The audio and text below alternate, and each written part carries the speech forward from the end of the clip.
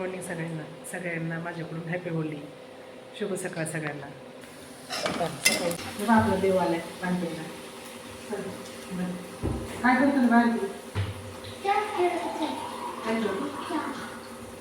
गरम चहा नाही का? नाही ना. कोबीची भाजी अशा पद्धतीने ना, कोबीची भाजी खरंच खूप छान लागते. त्यात थोडा कांदा आणि टोमॅटो टाकायचं का, लसूण. हे पा रामन मी शेंगा निवडते पा वालाच्या. मी निवडत होते, राम सुद्धा मला मदतीला आला पा माझा. राम तू शेंगा निवडतो बाई. राम काय करतो बाळा तू?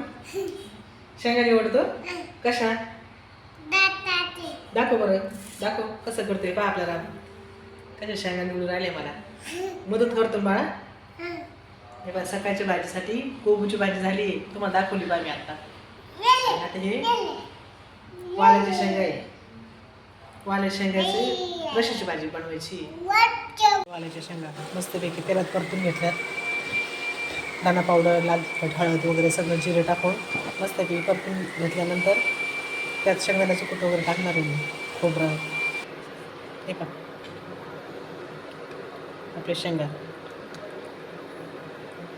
कमी तेलात पण अत्यंत चविष्ट लागतात पहा. अशा तेलाचा वापर एकदम कमी केलेला आहे मी. सगळी साफसफाई सुरू आहे. आज आहे होळी आणि बाहेरचं दाखवतो तुम्हाला.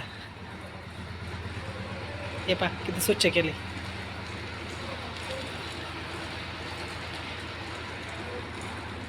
हे पहा इकडचे काम चालू आहे, आणखी बाहेरची स्वच्छता चालू आहे. किती स्वच्छ दिसते पहा.